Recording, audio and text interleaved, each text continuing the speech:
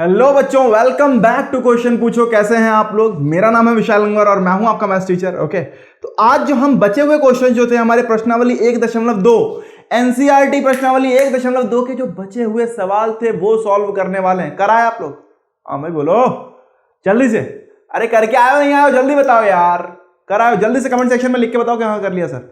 कर लिया तो बहुत अच्छी बात है। आइए देखते हैं किस तरीके से होने वाला है। दिखाइए कि संख्या रेखा, तो तीसरा सवाल है। दो सवाल जिसे देखने हो बेटा वो लास्ट सेक्शन लास्ट वीडियो में देख सकता है, जाके प्लेलिस्ट में जाके आप लास्ट वीडियो देखेंगे तो आपको मिल जाएगा। ओके, तो अब हमारे पास क्या है, दिखाइए कि संख्या रेखा पर कर्णी 5, संख्या रेखा पर कर्णी 5 किसकी बात कर रहे हैं? कर्णी 5 की बात कर रहे हैं। को किस प्रकार निरूपित किया जा सकता है? तो कहीं ना कहीं हमें क्या करना है बालक, संख्या रेखा पे हमने बहुत सारे करके देखे। कर्णी 5 मैं आपको बता चुका हूं, लेकिन आज मैं आपको करके भी दिखा दे रहा हूं कि हाँ भाई किस तरीके से होने वाला है। जिससे हो गया बहुत अच्छी बात है, जिससे नहीं हुआ वो देख लो। क्लियर है? कुछ बच्चे बोले सर नहीं हुआ, तो आओ देख लेते हैं कैसे होगा बच्चा। ओके, टेंशन ना लो, सब कुछ प्रॉपर करते हुए चलेंगे। ओके, तो चलिए आइए भाई कर्णी 5 की बात करने वाले हैं। कर्णी 5 को कैसे बनाएं, तो कुछ भी करने से पहले कर्णी 5 को देख लें। अगर हम तो कर्णी 5 बेटा क्या लिख सकता हूं इसको मैं, इसको चाहूं तो लिख सकता हूं। पहले तो इसको मैं दो प्राकृतिक संख्याओं के योग के रूप में लिखना है इसे, तो बेटा हम क्या कर सकता हूं, 4 + 1 लिख दूं। अब इनका मुझे पूर्ण वर्ग करना है, तो बेटा 4 होता है 2 का पूर्ण वर्ग और 1 होता है 1 का पूर्ण वर्ग। तो बेटा क्या हो गया, मतलब अगर ध्यान दे तो बेटा हमें एक क्या मिल गया, हम कह सकते हैं एक हमें क्या मिला, समकोण त्रिभुज मिला। जिस त्रिभुज का आधार बोले तो 2 हो जाए, और अगर उसकी लंब 1 हो जाए तो बेटा ये जो हमारी हो जाएगी इसकी कर्ण वो हो जाएगी कर्णी 5। हो जाएगी नहीं हो जाएगी? तो हमें इसी तरीके से अब बनाना है। कैसे बनाएं? तो बेटा संख्या रेखा बनाओ पहले। तो क्या बनाओ, पहले एक संख्या रेखा बना लो। तो चलो आओ भाई पहले एक संख्या रेखा बना लेते हैं, जिससे कि हमें थोड़ी आसानी हो जाए। क्या है, एक रेखा बना लो पहले, कुल मिला के शुद्ध भाषा में बोले तो। चलो भाई रेखा बन गई, एक बन गई सर। अब क्या करें सर? अब बेटा एक काम करिए, अब लीजिए पैमाना। ओके, रेखा आप पैमाना से बनाएं, क्योंकि आपके पास बनाने का तरीका तो है नहीं। आप तो भाई आपको तो वैसे ही बनानी पड़ेगी। मेरी बात अलग है, मैं थोड़ा एडवांस आदमी हूँ। कैसा हूँ? एडवांस आदमी। भाई टेक्नोलॉजी है तो इसका फायदा उठा रहे हैं। सही बात है। आइए जरा ध्यान से देखिए। देखो एक ही लाइन से सीधी रेखा बनी थी। अब ध्यान से देखो बच्चा क्या है, बच्चे बोल रहे सर टेक्नोलॉजी का फायदा उठा रहे हैं, क्या करें बालक। अब देखो जरा ध्यान से, मान लेते हैं ये हमने लिया 0 1 2, मतलब क्या है, 2 मात्रक पे मैं क्या ले रहा हूं बेटा, ध्यान दीजिएगा। मतलब 2 सेंटीमीटर का एक मात्रक ले रहा हूं। ठीक, एक मात्रक या एक इकाई मतलब 2 सेंटीमीटर ले रहा हूं। ठीक है, जिससे कि मेरा थोड़ा वो बड़ा बन जाए। ओके, और कुछ नहीं, और इसका कोई उद्देश्य नहीं है। आप 3 सेंटीमीटर भी ले सकते हो, कहो तो 3 सेंटीमीटर लिखा रहने दो, अच्छा बहुत बड़ा हो जाएगा। जूम तो मैं ऐसे ही कर दूंगा। ठीक, अब जरा ध्यान से देखो, हमने बना लिया। मान लो ये बेटा हमारा 0 हो गया, 0, ये 1 हो गया, ये भैया 2 हो गया, ये 3 हो गया, ये 4 हो गया। ठीक, इधर ले लिया, इधर -1 आ गया, इधर -2 आ गया, इधर -3 आ गया, इधर आ गया -4। समझ में आ रहा है? तो ये हो गई हमारी संख्या रेखा, ऐसे बनती चली जाएगी। अब इनको हटा देते हैं पैमाने को। अब करना क्या भाई, 5 बनाना है। क्या बनाना है बच्चा? 5, कर्णी 5। कर्णी 5 में अगर ध्यान हो तो क्या लिया था हमने, आधार जो हमारा था वो था बेटा 2 इकाई, और हमारी जो लंब थी वो थी 1 इकाई या फिर 1 मात्रक। ओके, तो आधार क्यों, क्योंकि ये बेटा एक धनात्मक संख्या है, तो इसीलिए 0 के सीधे हाथ पे चलना है हमें। ठीक, क्योंकि 0 से ही तो हमारी धनात्मक संख्या शुरू होती है, यहीं से, इसके जस्ट बाद से, तो इधर ही ले चलेंगे हम इसको। तो बेटा हमने क्या किया, पहले तो 2 मात्रक बोले तो 2 मात्रक अगर ध्यान दिख रहा है आपको, 0 से 2 तक में 2 मात्रक मिल रहा नहीं मिल रहा, देखो ये यहां से यहां तक मिल गया 2 मात्रक, इतना हो गया 2 मात्रक। ठीक सर, हो गया।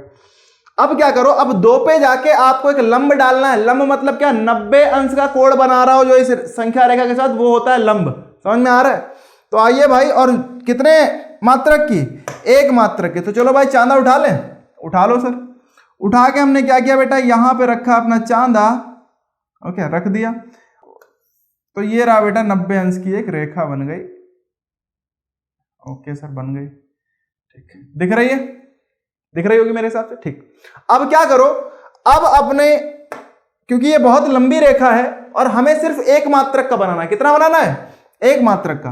तो आप अपना भाई लंगड़ा प्रकार ले लीजिए। ओके, कंपास अंग्रेजी में बोले हिंदी में बोले तो लंगड़ा प्रकार, जो जिसके यहाँ जो बोला जाता है वो सोच लो। इसमें दूरी भरो 1, मतलब 2 भर लो, क्योंकि 1 मात्रक बराबर 2 सेंटीमीटर है। तो हमने देखो 2 की दूरी भर ली। अब बेटा इसको उठा लेते हैं, उठा के यहां रखो चल के, पहले तो इसको रख लिया। 2 को केंद्र मानकर एक चाप मारने जा रहा हूं, ध्यान दीजिएगा। चाप मारूंगा क्योंकि हमने 2 की दूरी भरी है, तो बेटा 2 पे हमने एक चाप मार लिया। और ये जो है, ये जो बिंदु हो गया, अब ये जो बिंदु हमारे पास है, ये बिंदु बेटा हमने मान लिया, ये हमारा क्या, मान लो ये हमारा O था बिंदु, ये बिंदु A था। अब ये बिंदु हो जाएगा बेटा B, क्या हो गया B, ठीक। और ए बी हमारा क्या है, 1 मात्रक है। ए बी हमारा कितना है बच्चा, ये 1 मात्रक है। ये इतना ओ ए कितना है, 2 मात्रक है। मतलब यहां से यहां तक बेटा ये 2 मात्रक था, ये 1 मात्रक है। अब अगर मैं OB को जोड़ दूं, किसको जोड़ दूं, OB को जोड़ दूं, चलो किससे जोड़ूं, इससे जोड़ दूं, चलो पीले रंग से, ठीक। अब जब मैंने OB को जोड़ा, किसको जोड़ा, OB को, तो बेटा अब ये जो OB है, क्योंकि ये 2 है ये 1 है, तो बेटा OB कितना आएगा, OB जो आएगा बेटा वो आ जाएगा हमारा कर्णी में 5। कितना आ जाएगा, कर्णी में 5। लेकिन अभी ये बना नहीं, बनाना कैसे है, हाँ भाई कैसे, अभी तो सिर्फ ये ऊपर है, संख्या रेखा पे निरूपित करना है। कहां करना है, संख्या रेखा पे। तो क्या करो बालक, जो भी एक कर्णी 5 की जो दूरी है OB, इसको अपने लंगड़े प्रकार में भर लीजिए बच्चा। आइए भाई भर ले इनको भी। आपने अपनी कंपास में बेटा ये भर लिया, इसे कंपास कहते हैं अंग्रेजी में, ओके। थोड़ा बहुत अंग्रेजी बोलना शुरू करो, क्या कहते हो,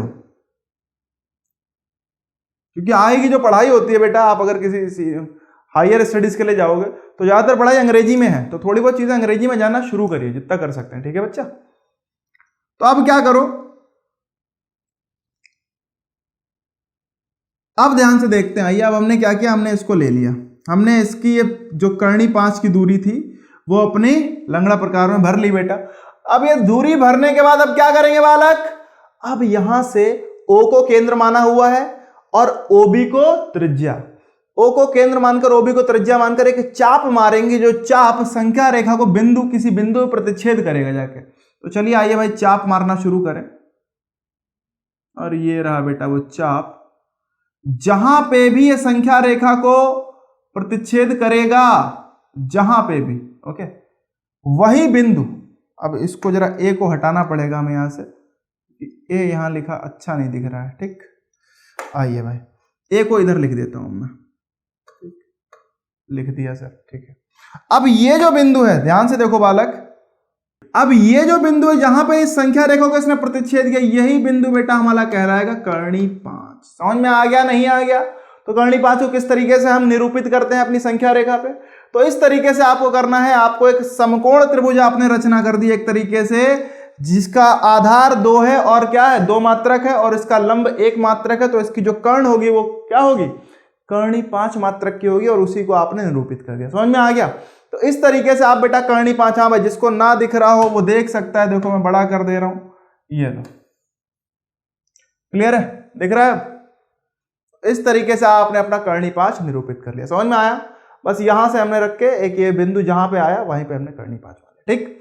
चलिए तो अगला सवाल अब देखते हैं हमारे पास। अगला सवाल हमारे पास क्या है, अगला सवाल बहुत ही साधारण सा है। क्या है भाई, कर्णी 5 वाला हो गया, बहुत बढ़िया बेटा। अब क्या है भाई, एनसीईआरटी प्रश्नावली 1.2, ये कोई सवाल नहीं है, ये एक क्या है, क्रियाकलाप है, एक एक्टिविटी है जो आपको करनी है बेटा। क्या है कि वर्गमूल सर्पिल की रचना करनी है। किसकी, वर्गमूल सर्पिल की रचना, इसके अंग्रेजी में कहते हैं बेटा स्क्वायर रूट स्पाइरल। क्या बोलते हैं, स्क्वायर रूट स्पाइरल बोलते हैं, ठीक है। तो वर्गमूल सर्पिल ये आपका है, इसकी रचना करनी, कैसे करें, तो बेटा ध्यान दो कैसे करनी है आपको। अगर मैं बताऊं, चलो शुरुआत से करेंगे। वर्गमूल सर्पिल की रचना हम करने कैसे वाले हैं, यहीं पे कर दें, चलिए अच्छा आइए यहीं पे शुरू करते हैं, ओके। तो हमने क्या किया, हमने सबसे पहले क्या किया, एक लाइन खींची। मान लो 1 मात्रक का आपने एक क्या लिया, एक लाइन, एक संख्या रेखा पे आपने 1 मात्रक का कह सकते हो एक रेखाखंड खींचा, ओके। तो 1 मात्रक का खींचा पहले आपने, ओके। सबसे पहले हम शुरुआत 1 मात्रक से ही करेंगे, ठीक है। मान लीजिए 1 मात्रक का हमारा रेखाखंड है, दिखाई दे रहा है आपको, दिख रहा है, ठीक है। अब ये 1 मात्रक का रेखाखंड हुआ। अब हमें क्या करना होगा बेटा, अब ध्यान करो, मान लेते हैं ये बिंदु हमारा, ये बिंदु O हो गया और ये बिंदु हो गया A, या चलो P1 हो गया, जैसे आपकी किताब में दे रखा है ये P1 मान लेते हैं, मान ले OP1, ठीक, OP1 मान लो एक मात्रक का है। अब आपको ध्यान होगा कि आपने कर्णी 2 जो बनाया था, क्योंकि कर्णी 1 का मान तो 1 ही होता है, तो ये तो 1 हो गया ऑलरेडी, क्योंकि हमने एक मात्रक लिया है, तो टेंशन की कोई बात नहीं, मान लो ये एक मात्रक हो गया, ठीक। लेकिन हमें क्या बनाना है, हमें कर्णी 2 बनाना पड़ेगा पहले, वर्गमूल तो उसी से आएगा ना। तो कर्णी 2 कैसे आता है बच्चा, ध्यान करो। तो कर्णी 2 जो हम बनाने वाले हैं वो कैसे बनाएंगे, क्योंकि कर्णी 1 का मान तो 1 होता है और ये 1 हो गया। कर्णी 2 बनाने के लिए क्या करते थे, एक आधार और एक का लंब, और जब फिर उन दोनों को जोड़ेंगे तो जो कर्ण बनेगी वो कर्णी 2 बनेगी। तो बेटा क्या करो, अपना चांदा उठा लो, चांदा उठाया आपने, यहां रखा और यहां पे एक रेखा खींची, ओके, कितने की, मैं एक बार दिखा दे रहा हूं खींच के, उसके बाद अब मैं अपने हाथ से ऐसे ही बना दूंगा।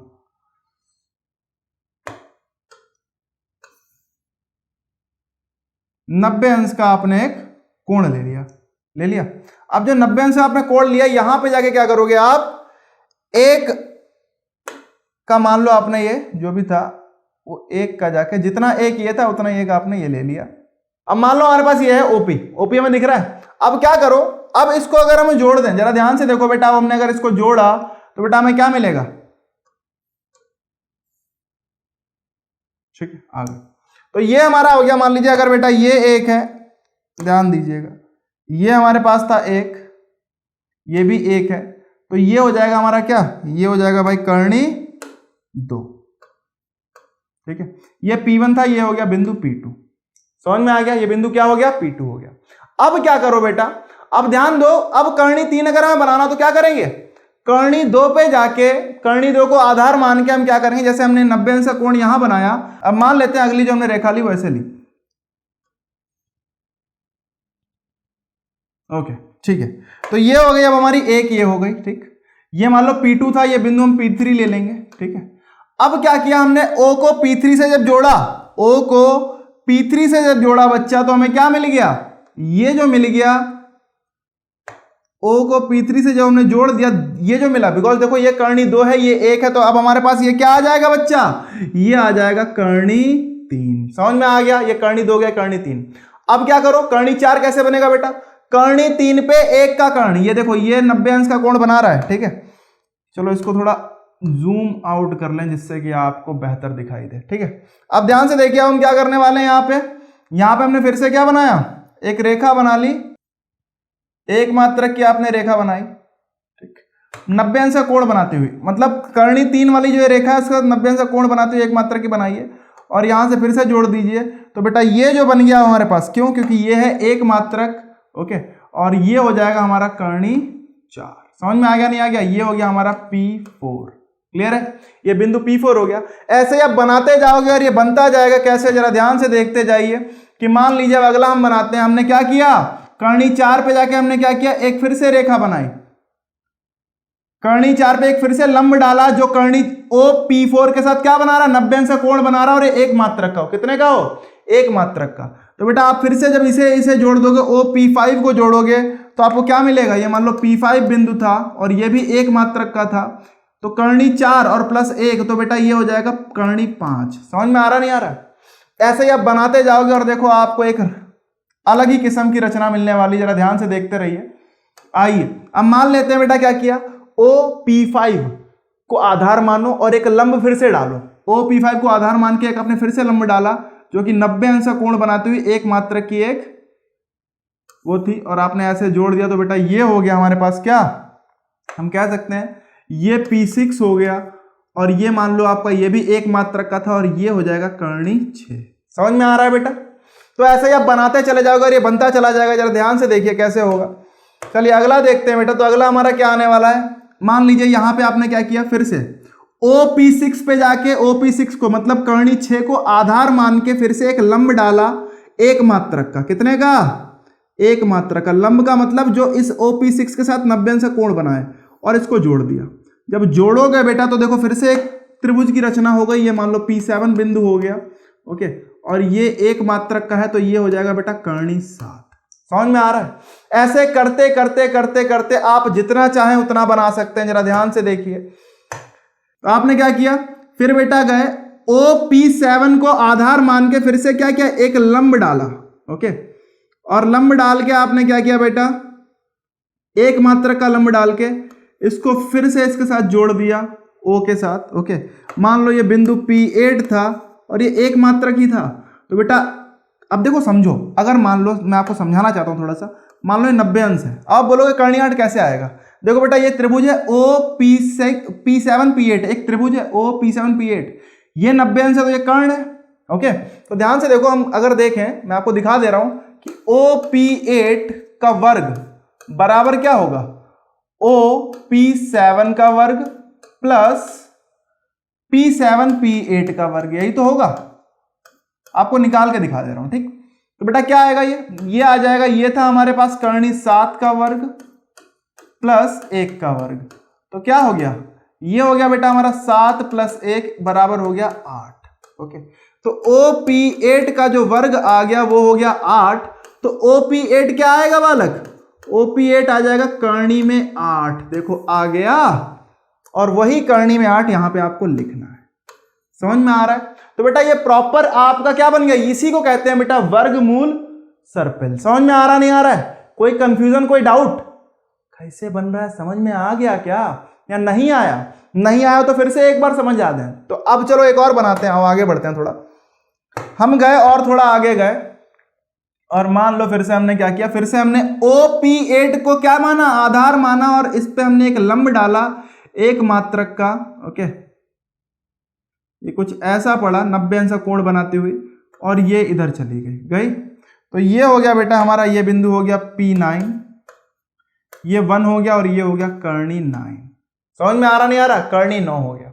ऐसे जाओगे और आगे बढ़ोगे तो सर और मिलता जाएगा, देख लो भाई, और आपकी ये वर्गमूल सर्पिल की रचना संपूर्ण हो जाएगी। बच्चा जरा ध्यान से देखिए, OP9 को आपने क्या किया, एक आधार माना, और यहां पे एक फिर से क्या बनाया, एक लंब डाला OP9 से एक मात्रक का, और मिला दिया O के साथ। मान लेते हैं ये बिंदु हमारा P10 था।